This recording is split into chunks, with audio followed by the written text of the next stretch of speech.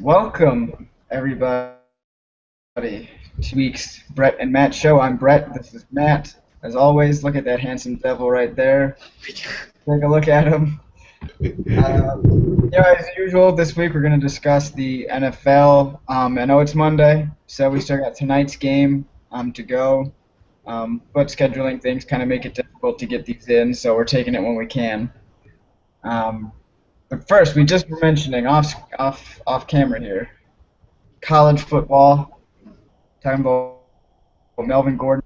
And what were you listening to and what were they saying? Just that.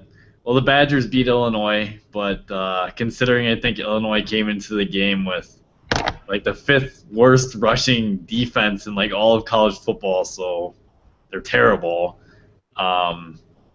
I mean, Gordon had a good day from what it sounded like, 4 touchdowns and way over 100 yards, and but it sounded like they were not impressed overall, the Badgers, that much, and sounds like we got some work to do. I will say we do have a lot of work to do in the passing game for sure. Joel Stave, Tanner McAvoy, Bart Houston, somebody step up. But regarding Melvin, you said I think that he deserves to probably maybe be in New York for perhaps a Heisman moment. Chicago. At least be invited, then go to Chicago after the year. You know who leads? You know who leads the country in rushing? Gurley? No, Gordon? no. I don't know then. Tevin Coleman, my boy down here at Indiana. Come on. But man, Come on. I've been on Tevin since April, since the spring game. I said he's leaving after this year, and his goal is to beat or to have the most rushing yards in the league, which with Amir Abdullah and Melvin Gordon is no small feat. And right now, Gurley's not going to be playing, so he's got at least that guy to not worry about. right? Although Gurley's probably still going to go higher in the draft just because he's a freak, and scouts aren't going to care that he's not playing. Scouts won't care. They might view it as a positive. Hey, he rested up. He rested his legs. his draft stock just went up. And Indiana's quarterback, Nate Sudfeld, great kid, good quarterback, just went out for the season with a season-ending injury to his shoulder. Oh boy. So it'll be interesting to see because now Tevin's going to see a lot of stack boxes because the kid that we're playing now at quarterback's a true freshman. Honestly, when the season started or when he came in high school, the kid played quarterback and then he was like a safety or linebacker or whatever on defense in high school. They brought him in, and he was actually at linebacker in practices for a while before they moved him back over to quarterback. So that's kind of where Indiana's quarterback situation is right now. So, I mean, it's going to be heavily relied on for Tevin to get this offense going, I think. And that can be good or bad. I mean, he's a great talent. It'll just be interesting to see what sort of defenses he faces now versus kind of more spread out offenses.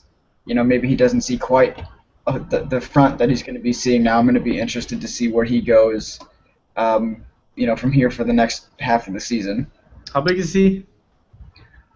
Let me look up his actual numbers. Let me just say, standing next to him though, is that he's a thick kid, right? His arms, Sure he is. he's a big dude.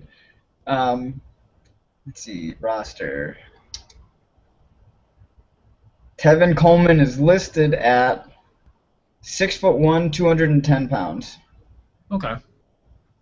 So, I mean, he's got pretty good size. I honestly don't know if he's 6'1". He's probably closer to 6 feet, but whatever. 6 feet, 210's a pretty big guy. Is he fast? He's faster than most guys on the field. Compared to the other running backs? He's probably faster than Gurley.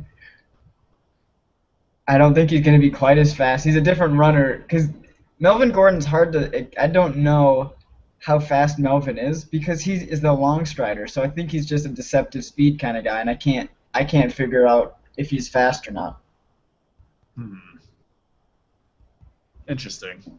Yeah, fair enough. But that dude, NFL draft He ends up being good. It ends up, making some hype by the end of the season. Is he someone to keep an eye on? They're both on pace, Melvin and Tevin, for over 2,000 yards.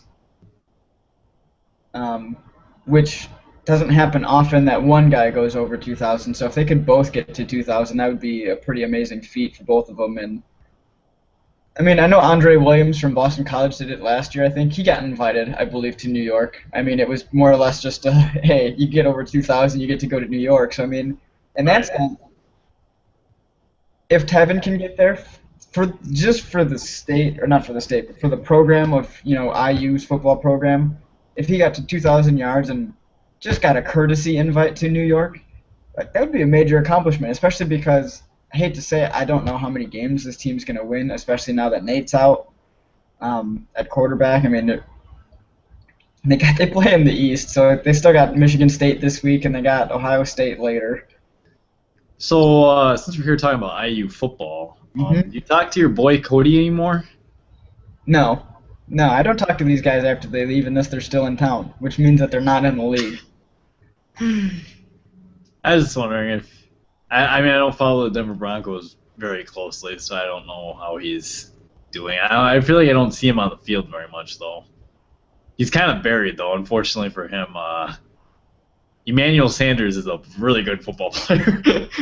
You got That Wes Welker. I mean, that was a steal for the Broncos. I don't know what they're paying him, but he's well worth it. Emmanuel Sanders, that is. yeah. Well, how did they get him? It's okay. In this, I remember he was a restricted free agent the year before, and the Yep. Patriots signed The him. For Patriots made a run at him. Yeah, they gave him that 1 year offer, which he signed, and then the Steelers, of course, matched because why wouldn't you? Yep. I was really surprised given the Patriots. I mean, I know they went out and signed Amendola and Julian Edelman or whomever they signed in the offseason to contracts. But if you're going to give a dude a 1 year deal just for the sake of making him a free agent the following year, why don't you go for him again? Like, why don't you make another offer? Like, they could probably use him. I'm sure Tom Brady would love to have a speedster out there right now stretching the defenses. Yeah, that's a good point. I mean, yeah, that's an excellent point. I mean, I just brought it up because I think the Packers took Devontae Adams before, and Cody was still on the board, right? Yeah. So I was wondering if he was, because I think Devontae is seeing quite a bit of playing time actually now. I saw this snap breakdown. He played a pretty good chunk of plays this last game. Yeah, But he did, and he's probably going to be playing more because it doesn't. I don't feel like Jarrett Boykin's going to be taking snaps from him. That's nope, I think he kind of. I mean, even when he does come back from injury, I think he kind of lost his spot. probably. And the difference too, as you mentioned in Denver, is with Sanders and Thomas, and then Welker's back now. I mean, when they even go four wide, Julius Thomas lines up Yep. out wider in the slot. I mean, they don't. Cody's just buried. He's not getting a lot of opportunities, and I mean that's probably fine for now, especially with that offense and with Peyton Manning and having to learn everything. Um, it would be nice for him to get on the field with Peyton before Brock Osweiler, or whoever comes in a couple of years, is the guy, and they obviously are probably going to take a step back at that point as an offense. You would think, unless they somehow manage to get another big name quarterback.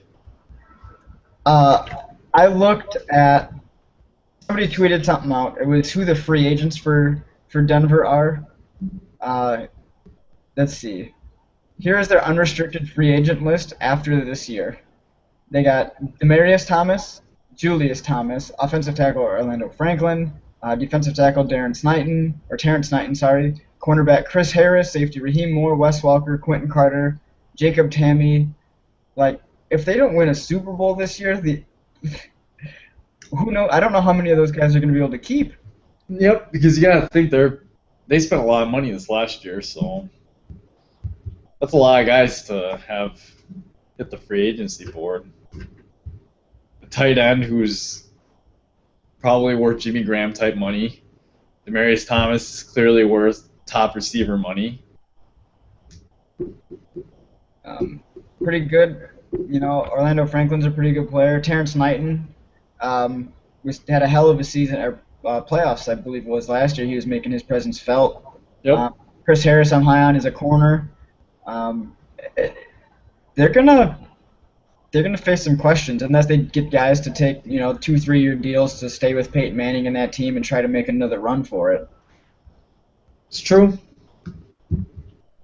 But anyway, let's see. This past week that happened. Any anything that shocked you, surprised you in the NFL so far this last week? Well, this is the second week so far this season that the Bucks apparently just decided not to show up because they clearly did not. What was it, the first 16 minutes of the game, Joe Flacco threw 5 touchdowns? Yep, 16 minutes and 3 seconds. I tell you what, they're making Joe Flacco, making him seem like he's worth all that money. Which we all know he's not, but that's But yeah, so that surprised me. You know what? I had that team's defense in fantasy to start the year before I cut them after that Atlanta game. That was the final straw. I just released them, and I don't think anyone's going to worry or be picking that team up anytime soon. Hey, if it makes you feel better, I actually did the same thing in one of my leagues. I had the Tampa Bay defense. Yep, after that Atlanta game, I was like, yep, this is no good. So I mean, there was that.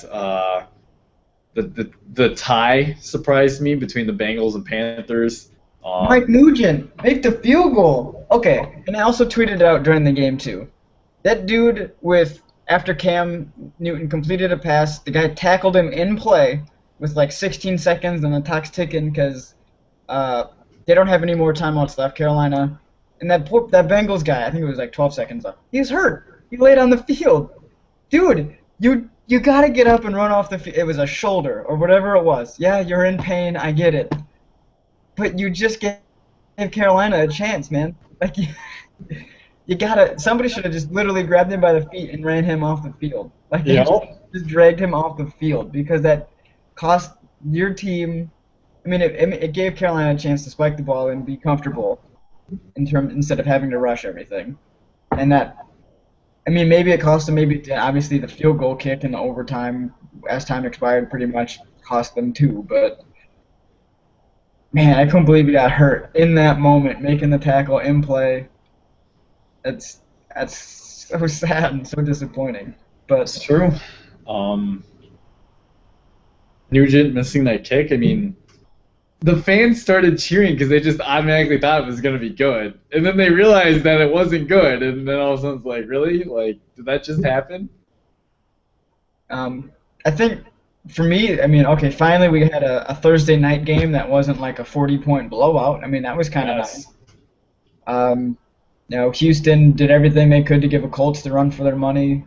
Ryan Fitzpatrick, you piece of junk. So Ryan Fitzpatrick is just a piece of junk.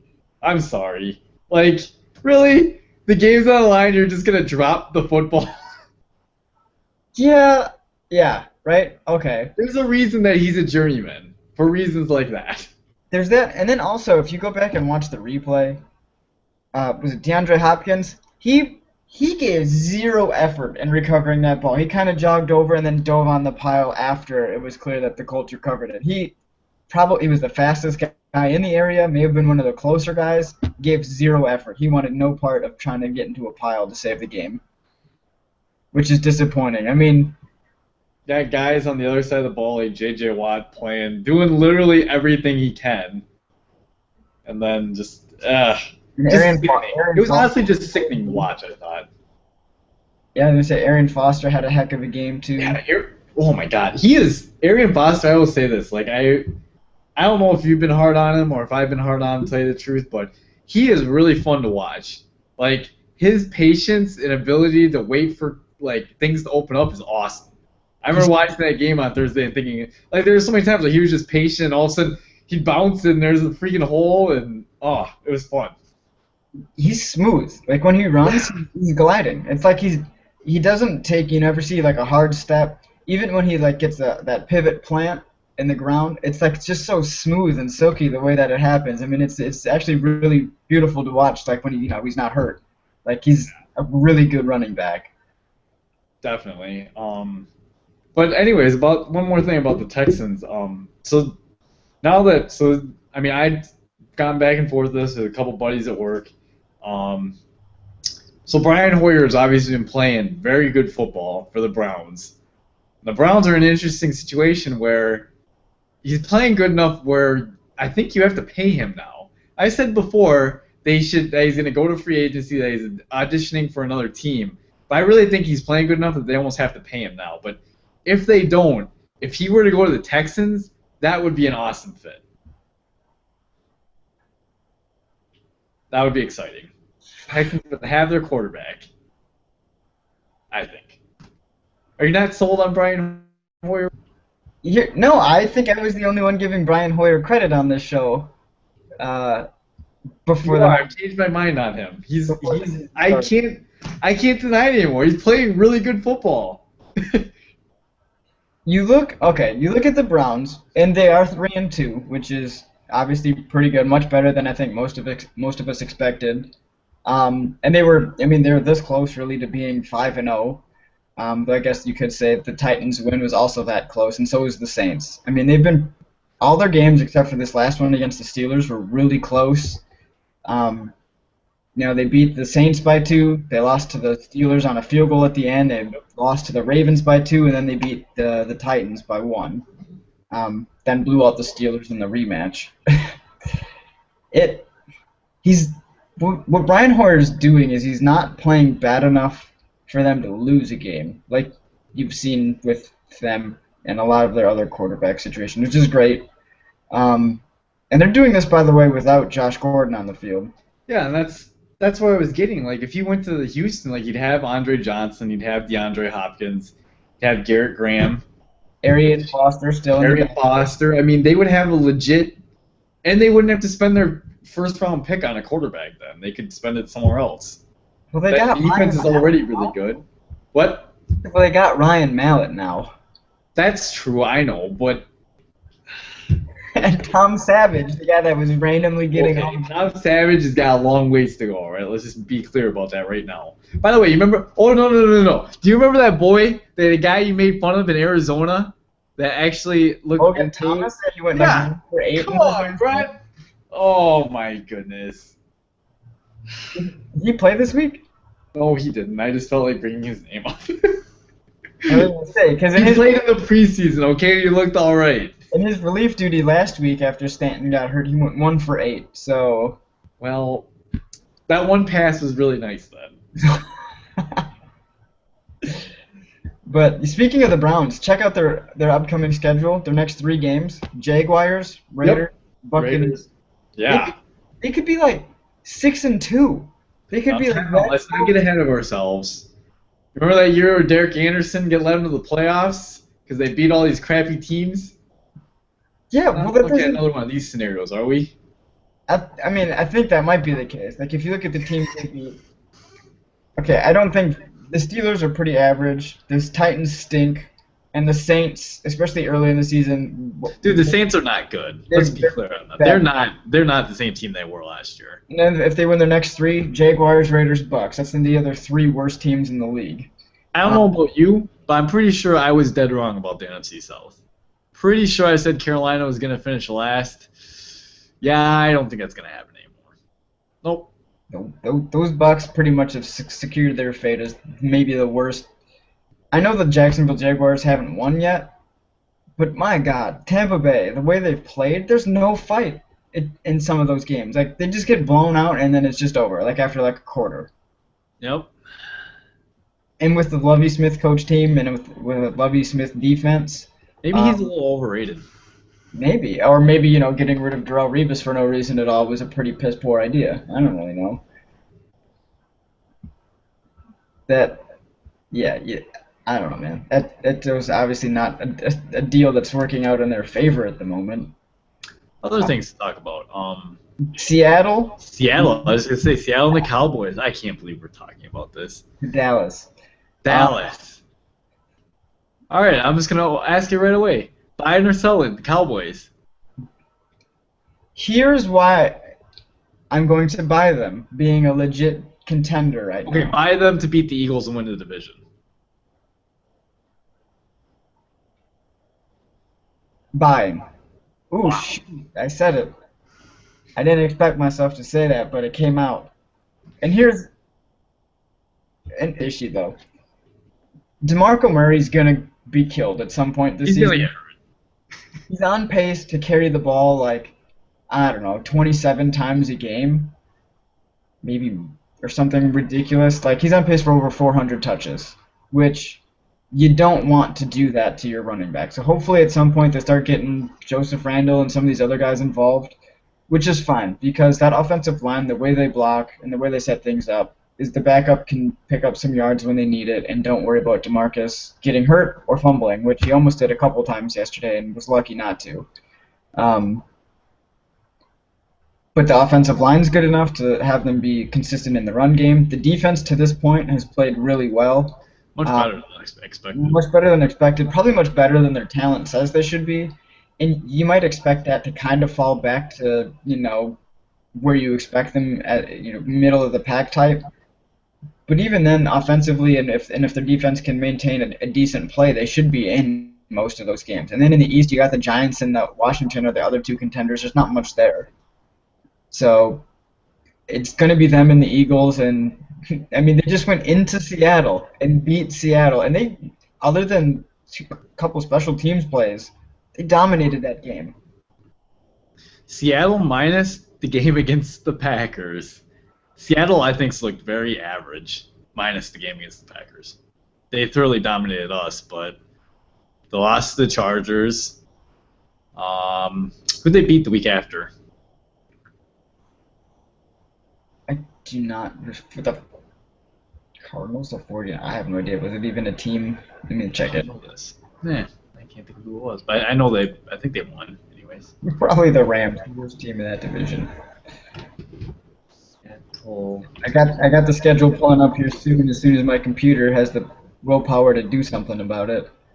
Let's see. They beat the Broncos, and then they beat the Redskins, and they lost to the Cowboys. So if you look at who they beat, though, they beat the Packers and they beat the Broncos. Both at home. At home. I mean, Washington, they didn't. I mean, come on, Washington. Washington, I mean, they thoroughly dominated. It was a 10-point game, but that wasn't really that close of a game outside of. Yeah, it didn't seem like it should be that close. And then the Cowboys, I mean, I don't know. It's just, do you think they kind of hit a little lull, maybe, or almost like they needed a loss to kind of wake up? I don't know, man. That offense has been pretty. And we saw it yesterday with Doug Baldwin getting in Russ's face on the sideline. And I don't think that kind of stuff last year. He wasn't mad at Russ. I read his comments after the game. He was obviously very frustrated with the inability of the offense to move the ball. But he's not really pissed at Russ. It's just I don't think he understands why they can't do it with, Russ back at quarterback, Marshawn Lynch, and then, Percy and Doug, even, Curse at wide receiver. You kind of expect a little bit more than what they've shown. And to this point, Russell's averaging 196 yards per game passing. That's not going to cut it. That's like the way I think of the Seahawks are, and maybe this is part of why Dallas is able to beat them. Like Dallas is able to be really physical now with a good offensive line. But honestly, I just don't know how the Seahawks, I mean, minus Percy, they don't have a Dez Bryant, someone who can just they can just throw it and say, hey, go get it, you're gonna change the game, or a Kelvin Johnson who didn't play, or you know what I'm even gonna say, even Jordy Nelson, just don't have that big play weapon on the outside, minus Percy, but. But even then, he's not a big guy. Even then, he's not someone you're just gonna be oh, I'm gonna throw it up and hope you win. Yeah, and which is weird to say because I mean, somebody like Golden Tate last year in traffic, catching the ball was actually really, really good. And I give him a lot of shit. He used to kind of have that with Sidney Rice.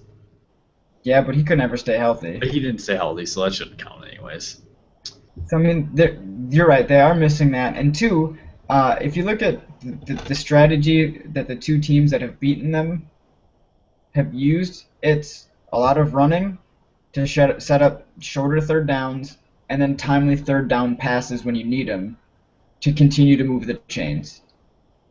And, I mean, that's getting it done against that defense. I mean, Cam Chancellor and, Richard Sherman and Earl Thomas and Maxwell, I think, is the other corner who dropped a pick yesterday. That was a big momentum change. Right? I think he dropped a pick and they scored a touchdown maybe on that drive. The next play they scored a touchdown. Yeah, that was in the end zone. If he catches that, he's so huge play. But up to this point, I think they only have one interception in that secondary so far this year, which, given their history and their reputation, Oh, is that's a good not thing. going to cut Bears.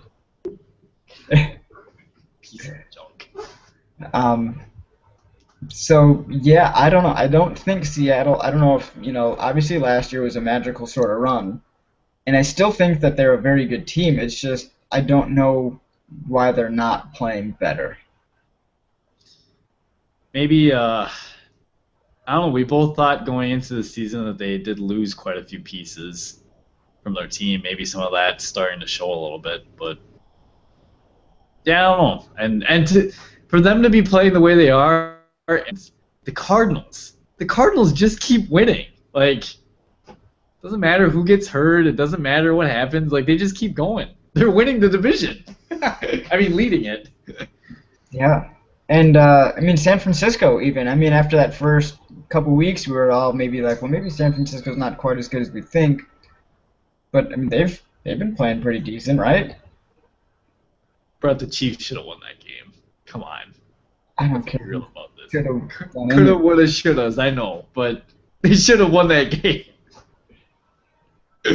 Just because. Why didn't you? Why didn't you? Why didn't you stick with your pick of the 49ers? You I kept did. saying all offseason, oh, the deepest team in the NFL, and then you went and picked the Seahawks.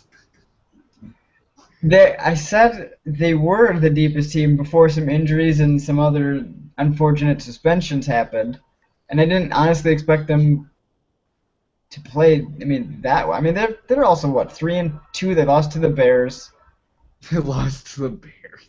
and they lost to the Cardinals. But they've beaten the Cowboys, they've beaten the Eagles, and they've beaten the Chiefs. I mean, those aren't scrub teams. Actually, none of the teams they've really played are scrubs. Even the Bears aren't really a scrub team. I mean, that offense. Hey, the NFC North's a tight race right now. You got us, the Bears, and the Lions. So, I don't know. I think they're playing all right, and they should win tonight against the Rams. I mean, they should be 4-2, right in the thick of it. 2 losses is also what Seattle has. And what is the? Do the Cardinals only lose 1 game so far? Yep. Who'd they lose to? Who did the Cardinals? Denver. They got crushed. Denver. Yep, that's right. They got smoked by Denver. Yep, you're right. They did beat the Chargers though. You're right. That was a close game also. They beat the Chargers, they beat the Giants, San Francisco, and Washington. Yeah, pretty good division. Pretty good team too. And they were doing most of that without Carson Palmer because he was hurt. So they won those games, with a second guy, and heck, even the third guy had to come in, I think, against. Well, at that point it was Denver. They got crushed. It didn't matter. Right. But So you wanted to do a power ranking, right? Top 5 teams. yeah, top 5 teams at the moment. How would you rank your top 5 teams?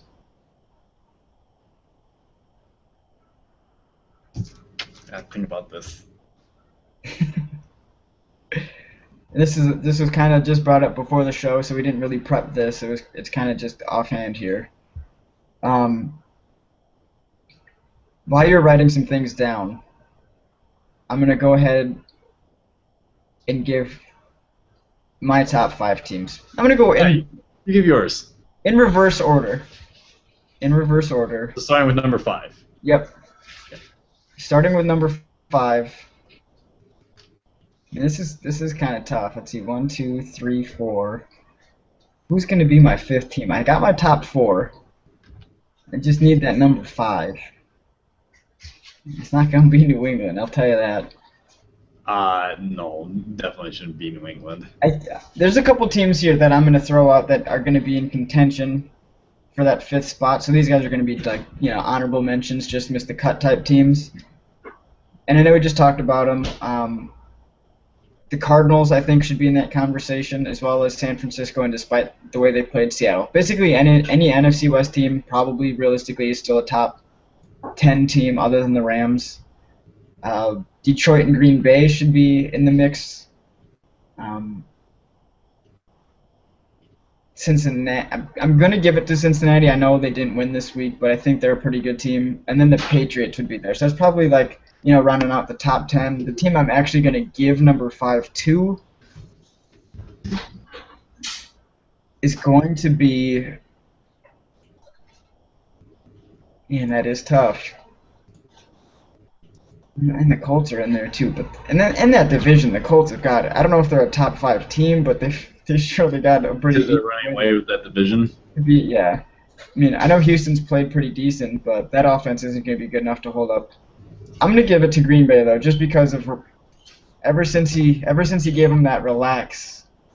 Aaron Rodgers has been, dude. He's got 15 touchdowns and 1 pick this year. Yep, and if Jordy Nelson knows how to catch the ball, that's no picks. So. His pace almost means nothing because obviously random stuff happens. Like you said, if Jordy catches, maybe if a corner's drop some.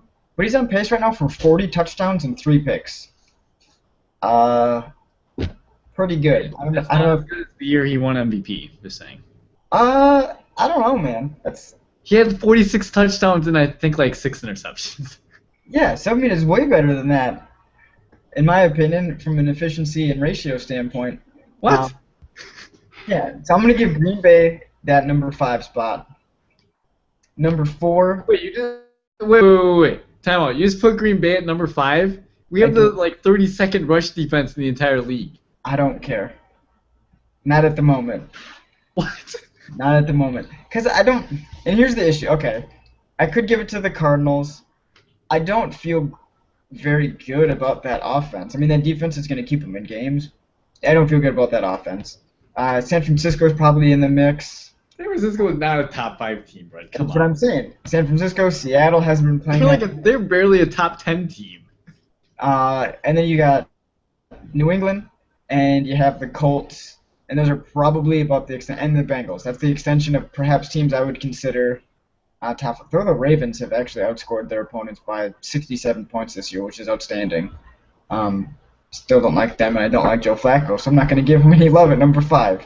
So I'm going Green Bay because they got Aaron Rodgers. That's what it boils down to. You got Aaron Rodgers, you're going to win some games that you probably shouldn't win, a la this last one against Miami. Number 4. That's a good one. These top 4 are actually all playing really, really well, and it's hard to differentiate them for me. I'm going to go... I'm going to go with the... It sucks to say this. It's going to be weird to say this. The Broncos at number 4. The Eagles at number 3. The Chargers at 2. And the Cowboys currently as the number 1 team. Alrighty. Let's see. Alright, so current power rankings for me. I do have the Packers on my list as being in the conversation, but I can't do it. Just top 5, like maybe come to the end of the season, but right now I just don't think our defense is good enough. So let's see. I'm gonna go with the Cardinals at number 5, and I'm gonna go with. Oh shit! I lied. The Cardinals aren't top 5. Sorry, I take that back. Top 5. All right, here we go. I'm gonna go with the Eagles. At I'm 5. gonna go with the Chargers. I'm gonna go with the Seahawks still, because I still think they're good. And then the Cowboys and the Broncos. So the difference is you put in the Seahawks, and I've removed them. And I had Green Bay. But I think the other 4 teams were the same 4 teams, just in different order. Yeah, I think so. So that's all right. I mean, and Seattle's lost. Like we said, I mean, they lost to the team that I put number 1. So I mean, I can't fault them too much for that. But it was at home, and just I haven't been impressed with their offense. Heck, even the defense it's been pretty good.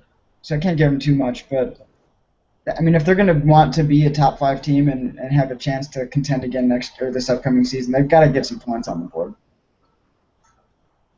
It's true. They definitely need to do that. So, do we have I mean, we're not going to make our picks official, but are there anything looking forward to week 7 that you know you're going to pick? Like, I know I'm going to be picking the Broncos against the 49ers, You know especially this? Like you're not even in gonna give it Denver. thought. Not even giving it thought. You're already projecting. You're saying, hey, week 7, Broncos over Niners. Yes. Especially because the Broncos aren't playing right now. The worst thing that's going to happen is the 49ers are going to get someone hurt tonight. I'm gonna say, let's see, what do we got for that Thursday game? Jets Patriots. Oof, that's probably gonna be another blowout. That's a bummer. I think that Bengals Colts game should be pretty good. Um, in my honorable mention list, depending on what happens with the other teams. The winner of that game could very well be a team I consider top 5, especially if it's the Colts.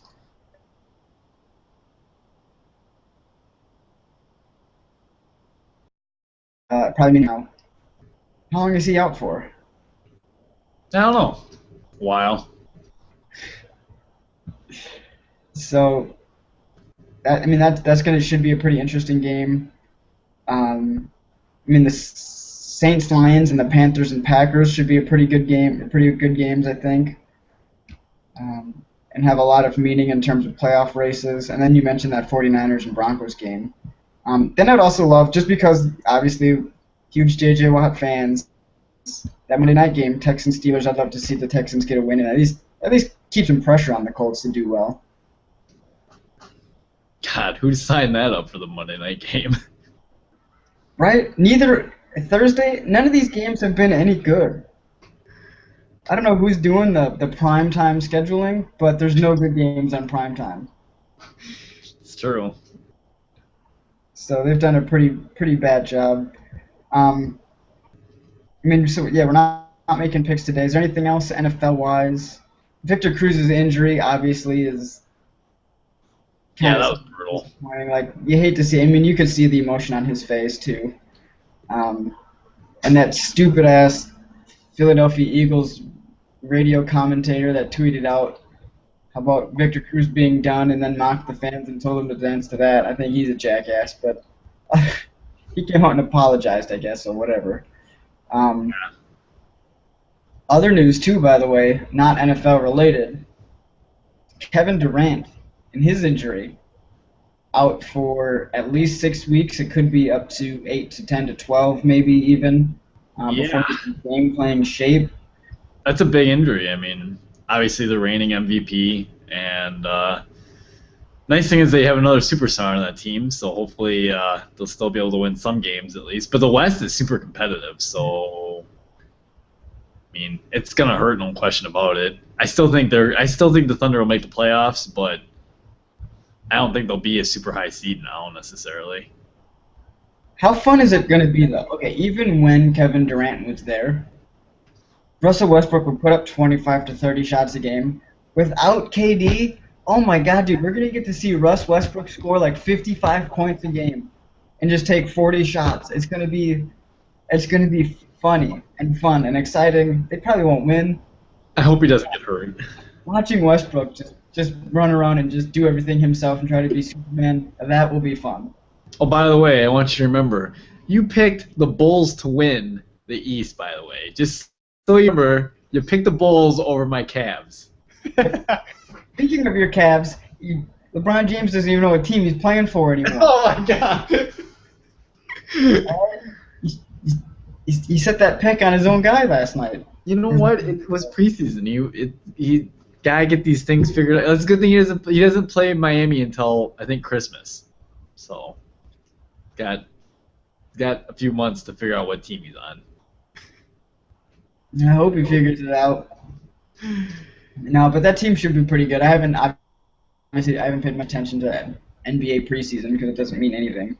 I haven't either. Besides, I watched Kyrie Irving feed an alley oop to LeBron. But other exciting basketball news too. Giannis gonna be a point guard. Say it.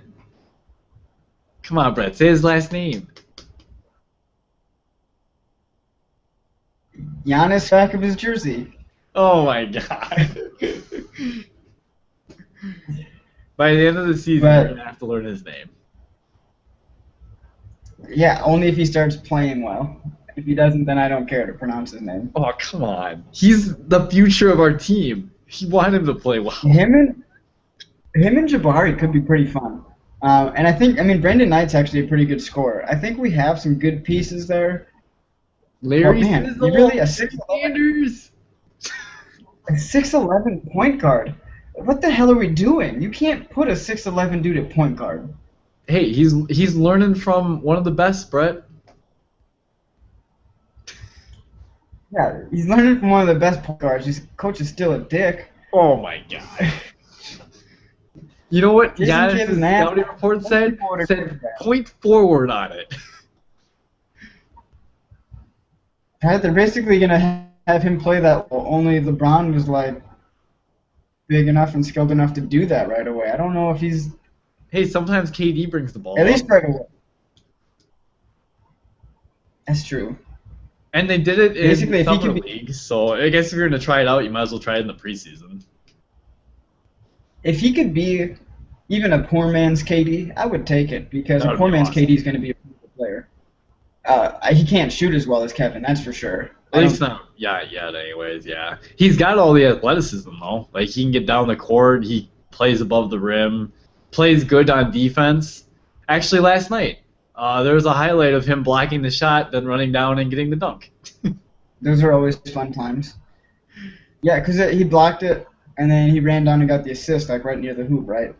Yeah, OJ Mayo, who actually, decided he wanted to get in shape and play basketball this year. We still have Mayo. I thought for sure we'd get rid of his ass for something. Nope, we still got him. Although he's apparently looked like he's actually wanting to play basketball, so that's nice. All right. Well, maybe he sees that the talent we got on the team and is gonna say, "Hey, maybe we can make a playoff run. It is the East after all. Anything can happen." Hey, Giannis said that's what they want to do this year is make the playoffs, so... We still got to get to a Bucks game, by the way. We've never been to one. Nope, I'm going to one this year. Okay. Actually, I'm going to a Saturday night game. And say for like 2 or 3 years we've been trying to plan something out here. Maybe I'll have to go to a couple. My buddy, his favorite player is Steph Curry, and we happen to play Golden State. I mean, we were going to take the day off anyways if we played them on a weeknight, but they happen to play on a Saturday night, so we're going to go to that game for sure. Excellent. So you'll get a first-hand scouting report. Take some pictures, take some video. We can put it up on our website. Don't worry, I'll probably be one of like 20 people there. It's not a big deal. Work your way down to courtside. Do they allow you to do that if the stadium's not sold out? You mean you might be able to sneak your way down there? I don't know if they'll come up and check your tickets, but just say, "Oh yeah, my uncle is over there." I don't know what you're I'm gonna. going to be in a fantasy basketball league for the first time. So Yeah, they're starting a fantasy league. I don't even know how those points and scoring works in fantasy basketball. Nope. But I'm gonna take guys that score points. I think that should be. Points, assists, yeah, should be good. But I think that's all we got this week. So I think it is. Next week we should also have time for one. I mean, the last 2 weeks we haven't had one. I've been at work literally every freaking night of the week. But this week and next week I know I've got some gaps, obviously. So we should be back next week with another show. Mm-hmm. Cool. Well, until then, see you guys later. See ya.